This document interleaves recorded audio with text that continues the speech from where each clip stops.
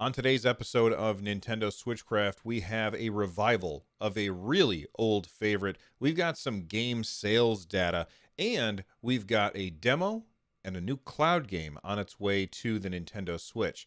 Those stories and more on this episode of Nintendo Switchcraft. Before we get started, though, if you enjoy this video, make sure that you click on all of the buttons down below on the YouTube channel. They really do help. If you're listening to this show, then you can check out any episode of Nintendo Switchcraft over on my YouTube channel, which you can find at nerdnest.tv.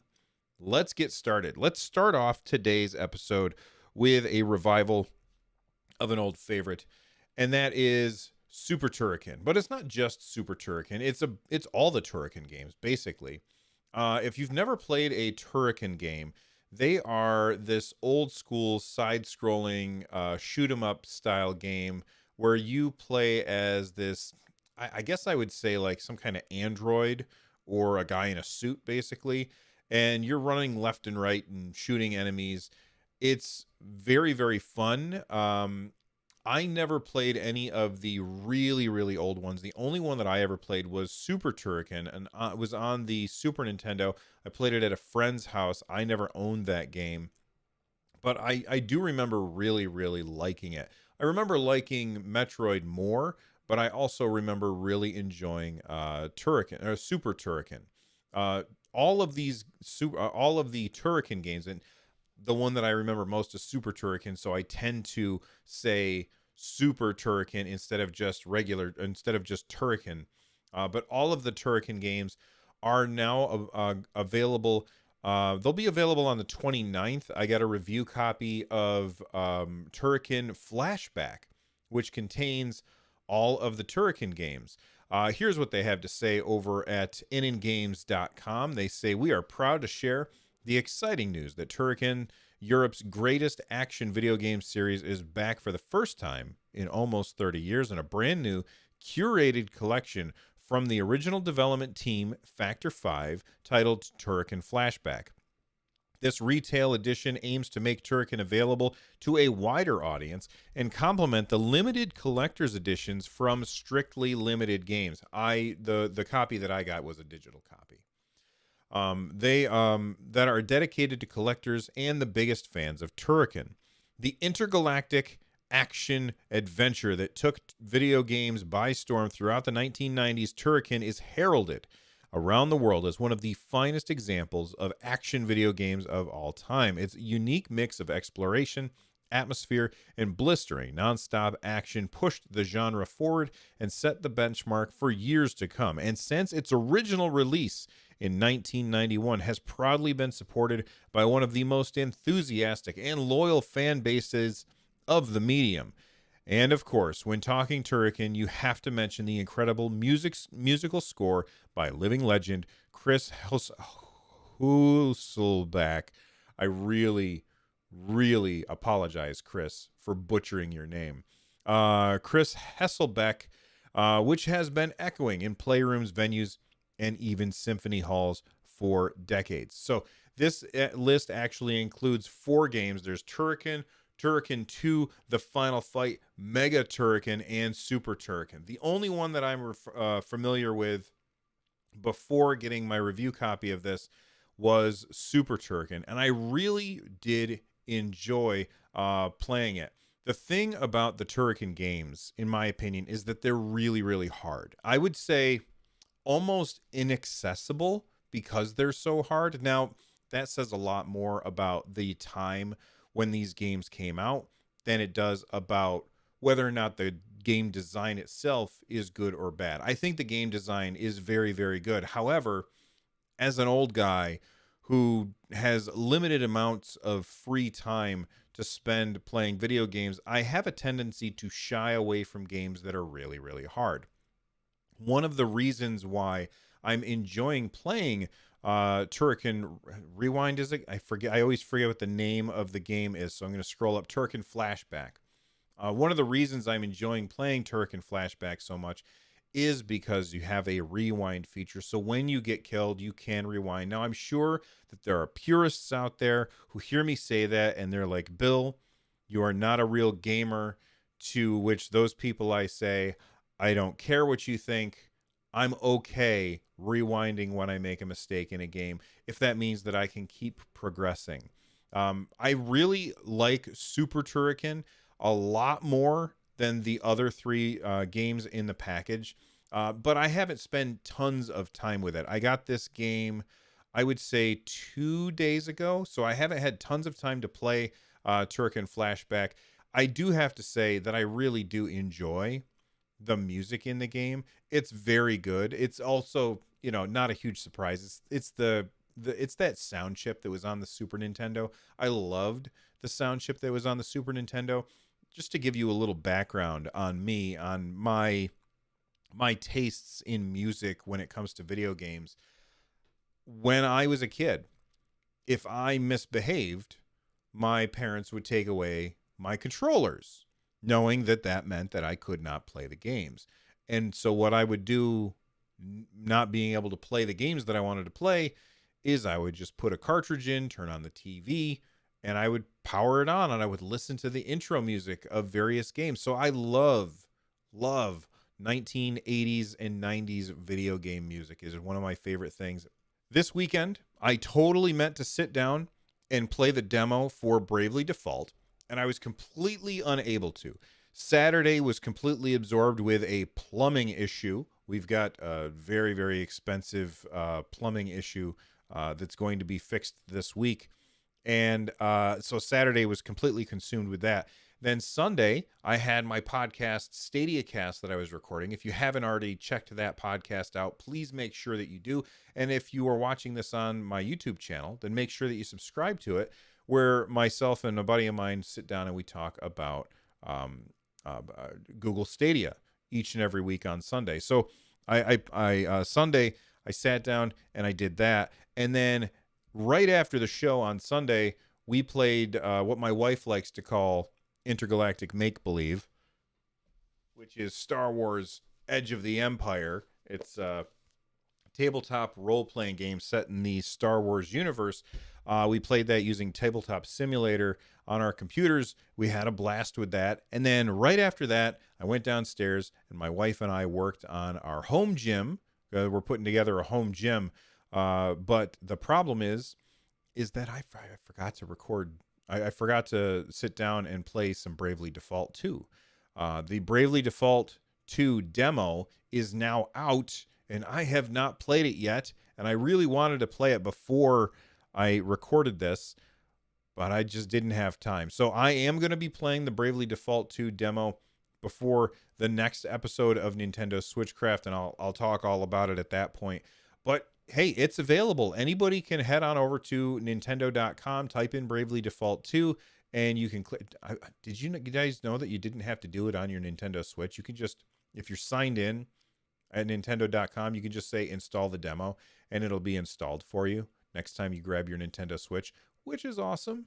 But I'm very excited about Bravely Default. If you've never played Bravely Default, it started out on the 3DS. Fantastic game. The original Bravely Default is really, really good. It gets a little repetitive near the end, but it's a really, really good game. Here's what I have to say about it. This game is awesome and would have done a billion times better if they called it Final Fantasy Bravely Default.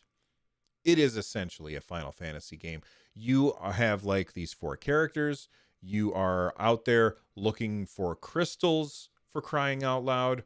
And it is a straight up turn-based Japanese RPG.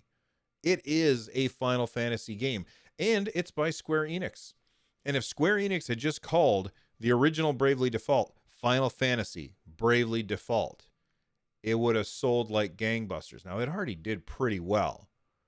It did pretty well on the 3DS, but it would have done even better. And Bravely Default 2, I am very, very excited for. There's a bunch of people who missed out on the first one because it wasn't called Final Fantasy, and they probably never heard of it. So I'm here to tell you, if you like Final Fantasy games, you're probably going to like Bravely Default 2. I'm assuming the combat is roughly the same. I played the original demo for Bravely Default 2. They had a demo, I don't know, like 8 months ago, I think it was. And the combat is relatively similar to the original. The way that it works is when it's your turn, your character can either have an attack or they can do a brave. And if they do a brave, then they store that attack to use later. And so what you want to do is you do a bunch of braves, which means that you're taking a chance that the enemy can attack you before you get to take them down, right? But you do a bunch of braves in order to build up as many attack turns as you can. And then when you lower the defenses of the enemies in some way, like maybe you make them weak against sword attacks or something, then you can unleash on them with a whole bunch of attacks all at once, taking them down really, really quickly. It's a really cool combat system, and I like it a lot. Another thing that I liked about the original was how customizable it was. If I wanted to have monsters attack me all the time as I'm walking across the overland map, I can do that. I can turn that up. I can also turn it completely off. So as I go from point A to point B, they just leave me alone. Now you might ask, well, why would you want them to attack you? So you can get more XP. So if you are in grinding mode, then turn it all the way up, grind away. And if you're working on story stuff, then turn it off so you can get from point A to point B without being interrupted every 15 seconds. Now in Bravely Default 2, I can't remember if this was the case in Bravely Default 1, but in Bravely Default 2, you can see enemies on the map, like in the overworld, and they'll like chase you down and then you can fight with them. I'm remembering from the first demo. But I'm excited for this game. The graphics are really good. I love that it's on the Nintendo Switch and not the 3DS. Nothing against the 3DS. I'm just a bigger fan of the Nintendo Switch. And Bravely Default 2 has its demo. The game comes out February 26th, so now is the time for you to find out if this is a game for you. I forgot it was coming so soon, and I'm a little torn because we've got Super Mario 3D World plus Bowser's Fury coming, and Bravely Default 2 coming right after. Makes me like, I don't know. I'm struggling as to which one I really want to jump into head first, because Super Mario World, I'll be done with that pretty quickly. But Bravely Default 2 is a huge investment in time. My guess is it's going to be hundreds of hours of gameplay. All right, speaking of games that have hundreds of hours of gameplay, I have been playing not on the Nintendo Switch, but I've been playing Hitman 3 on Google Stadia. And why am I bringing this up now? Because Hitman 3 is going to have a cloud version on Nintendo Switch. And I am very, very impressed with Hitman 3. It's my first time really playing a Hitman game, and I have to say, it is not simply a stealth game. Everybody looks at Hitman and they say, okay, well, this is a stealth game. I'm not really into stealth games. As soon as you get caught, it's game over. That's not a fun way to play. That's what I thought too. And then I played Hitman 3, and I realized that I was wrong. It's not about being perfect all the time. It's about trying to make a plan and making the best of a bad situation sometimes, or completely stumbling into a new way to take out your target. I'm very excited for this game, and I love playing Hitman 3, and I'm just happy that more people are going to be able to play it. So if you have a Nintendo Switch and you are interested in this, Hitman 3 is coming to Nintendo Switch. Actually, by the time you hear this, it's already out. Came out on January 20th of this year. It's a really good game. Now you might have to make a decision about whether or not cloud version of Nintendo Switch is something that you're interested in, because maybe you only play your Switch when you are out and about and you never play your Switch any other time, in which case I would recommend you pick up the Stadia version of it and play at your desk or on your TV if you've got the Stadia Premier Edition. Anyway, it's a fantastic game, and I think everybody should try it out. It's a puzzle game, not a stealth game. All right, the last thing that I want to talk about today before we get out of here is some really, really impressive sales numbers. Number one, Among Us, uh, which came out on the Nintendo Switch not very long ago. That game has sold 3.2 million copies on the Nintendo Switch in 1 month. Now, granted, the game is incredibly cheap. I think it's like $5. But wow, that is a hell of a launch month. I mean, I know that Among Us is like the most popular game on the internet. At least it was a couple of weeks ago when I felt like I was up to date on things. But man, 3.2 million copies is very, very impressive. And speaking of sales numbers, Koei Tecmo released their sales numbers for Hyrule Warriors Age of Calamity, which is my favorite Muso game ever so far. And I've played 3 of them now. It is their best-selling Muso game ever. Not a huge surprise. I mean, it's got the pedigree of Zelda behind it. It has the lore of Breath of the Wild behind it, and Nintendo hyped it up pretty much.